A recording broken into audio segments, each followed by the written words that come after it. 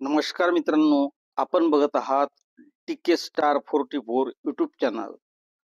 तर मित्रांनो, आपण थंबनेल बघितलं असाल की उष्णतेची लाट काय करावे आणि काय करू नये, आपल्या स्वतःच्या आरोग्याची काळजी कशी घ्यावी या बाबीवर आपण विस्तृत चर्चा करणार आहोत.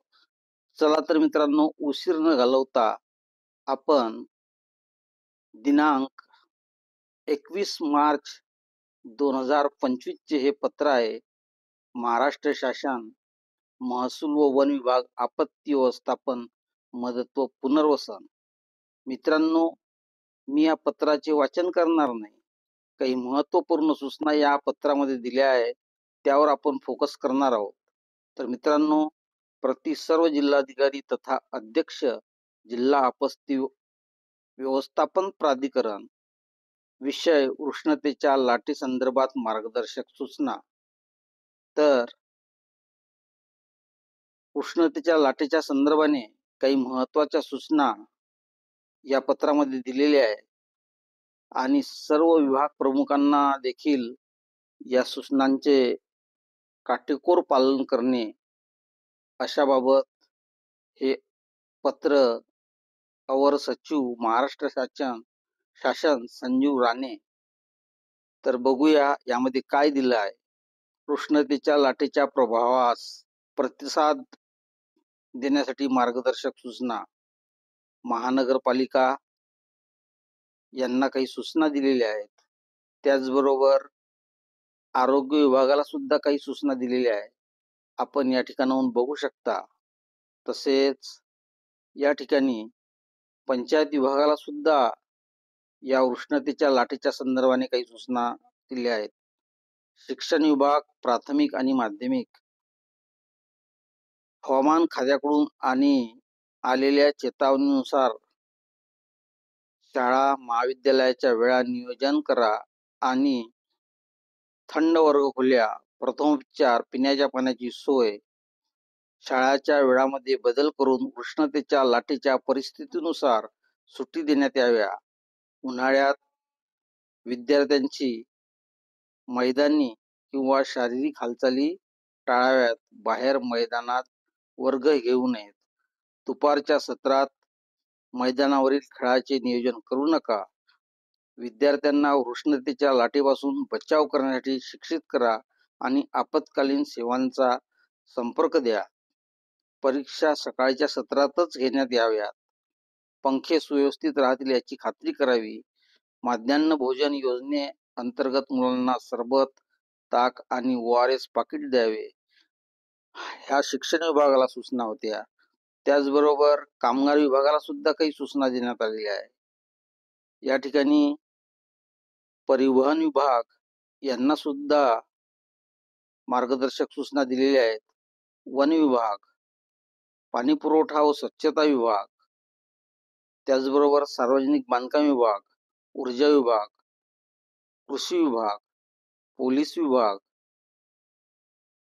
महिला व बाल विकास विभाग, महाराष्ट्र औद्योगिक विकास महामंडळ MIDC, पशुधन विभाग, जिल्हा आपत्ती व्यवस्थापन प्राधिकरण. तर मित्रांनो, अतिउष्णतेच्या लाटेसाठी हवामान बदल आणि मानवी आरोग्यावरील राष्ट्रीय कार्यक्रम NPCCHH यांचा सार्वजनिक आरोग्य सल्ला. तर काय म्हटलं यामध्ये आपण बघूया. सामान्य लोकांसाठी हे करा. जेव्हा शक्य असेल तेव्हा पुरेसे पाणी घ्या. म्हणजे जेव्हा तुम्हाला असं वाटलं की आपल्याला पुरेशा पाण्याची आवश्यकता आहे तेव्हा पुरेसे पाणी घ्यावे.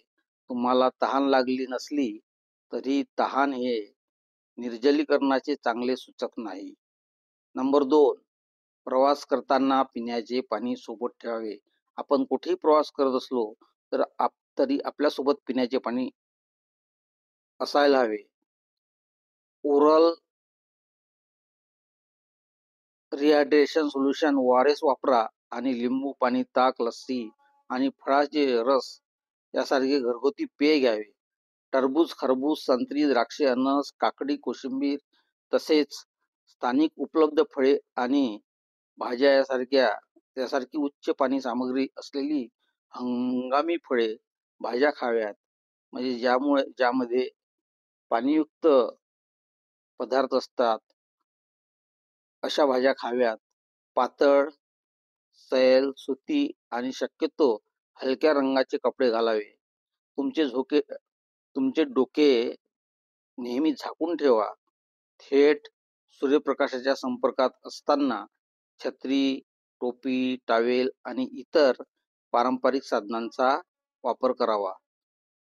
उन्हात बाहेर जाताना शूज किंवा चप्पल घालाव्यात. रेडिओ, टीव्हीवर प्रसारित होणाऱ्या उष्णतेच्या लाटेबाबत बचाव उपायावर लक्ष द्या आणि स्थानिक हवामान बातम्यांसाठी वर्तमानपत्र सुद्धा वाचावीत. भारतीय हवामान विभागाच्या IMD वेबसाईट वर हवामानविषयक अद्ययावत माहिती घेत राहावे. हवेशीर आणि थंड ठिकाणी जास्त वेळ घालवावा. थेट सूर्यप्रकाश आणि उष्णतेच्या लाटा रोखण्यासाठी दिवसा खिडक्या आणि पडदे बंद ठेवावे. विशेषतः तुमच्या घराच्या सूर्यप्रकाशाच्या बाजूला थंड हवा येण्यासाठी त्यांना रात्री खिडक्या उघड्या कराव्यात. जर तुम्ही घराबाहेर जात असाल तर तुमची घराबाहेरील कामे दिवसाच्या सकाळ आणि संध्याकाळच्या वेळेत करावी. सकाळ आणि संध्याकाळच्या वेळेमध्ये कामे करावीत म्हणतात.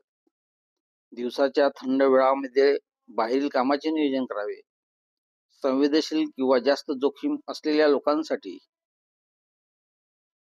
जरी कोणालाही उष्णतेचा ताण आणि उष्णतेशी संबंधित आजाराचा त्रास होऊ शकतो, तरीही काही लोकांना इतरांपेक्षा जास्त धोका असतो. त्यांच्याकडे अतिरिक्त लक्ष द्यावे. समाविष्ट घटक दिलेले आहे मध्ये लहान मुले, अर्भक, घराबाहेर काम करणारे लोक, गर्भवती महिला, ज्यांना मानसिक आजारपण असेल अशा व्यक्ती यांना विशेष काळजी घ्यावी असं यामध्ये म्हटलेलं आहे. शारीरिकदृष्ट्या आजारी, विशेषतः हृदयरोग किंवा उच्च रक्तदाब, थंड हवामानापासून ते उष्ण हवामानापर्यंतच्या प्रवाशांनी त्यांच्या शरीराला उष्णतेला अनुकूल होण्यासाठी 1 आठवडा वेळ द्यावा. जास्त श्रम टाळावेत. भरपूर पाणी प्यावे. एकटे राहणाऱ्या वृद्ध किंवा आजारी व्यक्तीवर देखरेख ठेवली पाहिजे आणि त्यांच्या आरोग्याचे दररोज निरीक्षण केले पाहिजे. ही आपली जबाबदारी आहे. तुमचे घर थंड ठेवा. पडदे, शटर किंवा सनशेड वापरा आणि रात्री खिडक्या उघडा. दिवसा खालच्या मजल्यावर राहण्याचा प्रयत्न करा.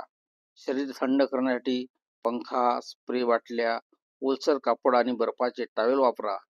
पाण्यात पाय बुडवल्याने निर्जलीकरण आणि शरीराची उष्णतेमुळे होणारी अस्वस्थता कमी होऊन जलद थंडावा मिळतो. करू नका. आता काय करू नका? उन्हात बाहेर पडणे टाळा. विशेषतः दुपारी 12 ते 3 या वेळी कडक ऊन असते. दुपारच्या वेळी बाहेर असताना कठोर परिश्रम टाळा. म्हणजे दुपारच्या वेळी बाहेर कठोर परिश्रम करू नका. अनवाणी बाहेर जाऊ नका.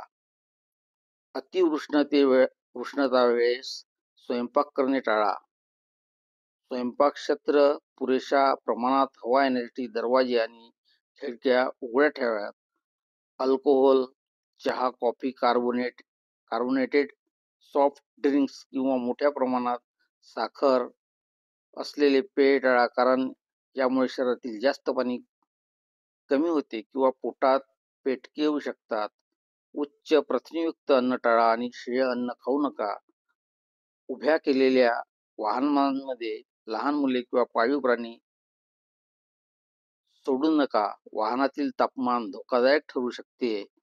तर मित्रांनो, अशा प्रकारचं हे एक शासनाचं पत्र होतं. आपल्या आरोग्याच्या संबंधानं आपल्या आरोग्याची काळजी घेणे, आपले आरोग्य सुदृढ ठेवणे ही आपली एक कर्तव्य आहे आणि आपल्या आरोग्याची काळजी घेण्यासाठी आपण काय करायला हवे आणि काय करू नये याबाबत सविस्तर प्रकाश टाकलेला आहे. तर मित्रांनो, अशाच प्रकारचे नवीन व्हिडिओ आम्ही नेहमी आपल्यासाठी घेऊन येत असतो. धन्यवाद.